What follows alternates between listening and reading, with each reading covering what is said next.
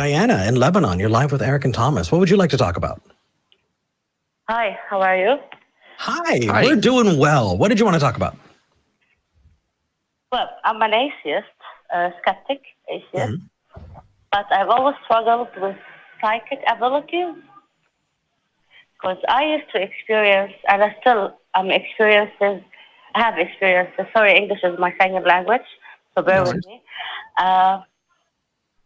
Well, like when I was in my high school or middle school, I used to dream my exam, like to the letter. I just dream my whole exams. I was an A student, and I don't know why. I used to go lots of places for the first time and know every single detail before it happened.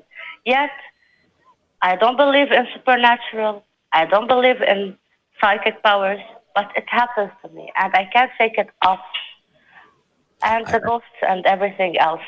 I don't believe in them, but I'm still afraid from darkness sometimes, which is weird. I need your feedback about that. Yes. Sorry, it's too much. Yeah, so this is an area that's really interested me because I also have had experiences that I thought were supernatural and I was convinced were supernatural. And then I investigated further and I figured out what was happening. And I think it's important to understand that our brains are really, really, really good at deceiving us. And I'll give you a few examples. First, our eyes, we only see a tiny little spectrum of all of the light that's coming in. We don't see the infrared, we don't see the ultraviolet, we see a tiny little bit. Then our eyes take the light in and we perceive it upside down and our brain flips it. There's where the optic nerve is, there's a little blind spot where this nerve connects your brain to your eyeballs. And so it's just guessing what's there. And the same with how you only see a little small, narrow sliver of the visible spectrum. You only hear a very small sliver of audio frequencies, but your body can still kind of detect some of the others that are out there through, vibrations in your bones and things like that. It can make you really uneasy. So if you go into a room and there's a certain frequency of sound that is natural and you're feeling it, your body can have your hair stand on end and you start freaking out and feeling paranoid because you think that something's wrong. And there may have been, an evolutionary reason for us to have, responded this way because certain natural disasters also trigger, kind of these low frequency vibrations and tremors. And so there's little elements that things cause us to be uneasy. Even something as very simple and common that happens to all of us, like not sleeping enough, sleep deprivation can cause us to have hallucinations. It even happens in group settings. There was a book I was reading called SEAL Team 6, where some of the most elite fighters in the world, Navy SEALs, they went a whole week in Hell Week with no sleep. And then they all collectively, they're in this boat and one of them yells sea monster and they start smashing this net with their rope thinking it's a sea monster and it's just a net, but they're all collectively they're subjected to this power of being influenced by other people and this insinuation that something is what it isn't, and they hallucinate together. And so there's all of these things that our brain is really, really good at seeing things that aren't there, seeing a pattern and thinking it's a face. There's a word called pareidolia, where we think that we see faces where there's just patterns. We see a pile of laundry in the corner that looks like a shadow and it looks like a ghost, and then we get up and we turn the lights on and it's just a pile of laundry. Or while we're sleeping, we can experience sleep paralysis, and it's just our brain naturally shutting down our muscles so we don't thrash in our sleep. But then when we wake up, we're not fully awake and our muscles are still paralyzed and our body starts freaking out emotionally and it feels pressure and we start hallucinating and thinking that there's ghosts and demons in the room, but it's all up in our head. And it's not that we're crazy. It's not that we're, on drugs.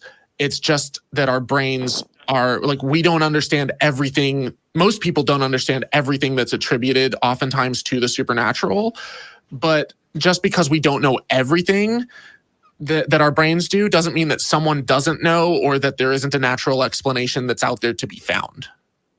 I know that was a lot. That was okay. No, it's okay. It was great.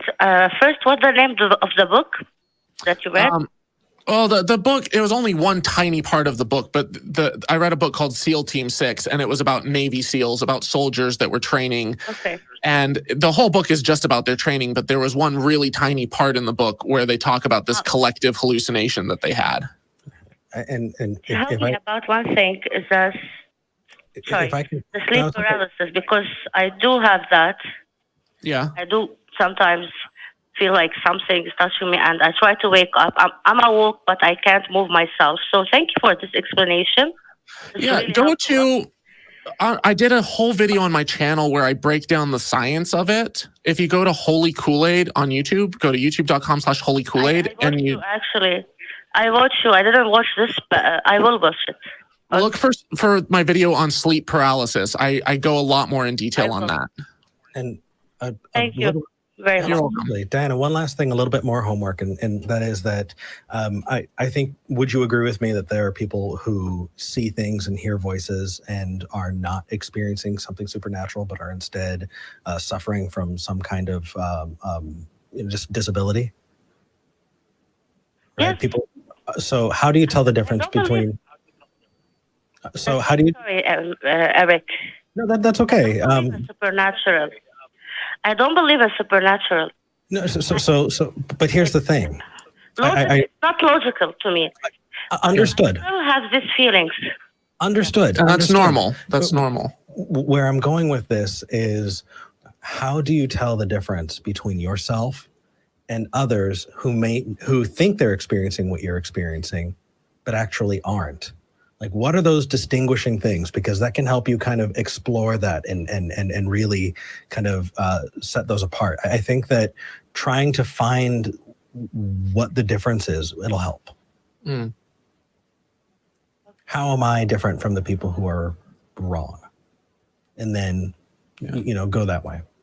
But anyway. And I want to make a really strong point that it's not just, it can be that people have a form of mental illness, and it can be something like multiple personality disorder. I think now it's called something else, but you could be having these hallucinations because of mental illness or something, but it's not necessarily, like, very, very common. Purely, like, you can be completely healthy and you could have a focal point seizure that you're not even aware of, or you could have different things that happen to your brain that are natural, that happen to people all the time, that Yeah, but thank you for calling in, Dayana. Thank you. You helped a lot. Yeah, good. Have a nice day. You too. You too.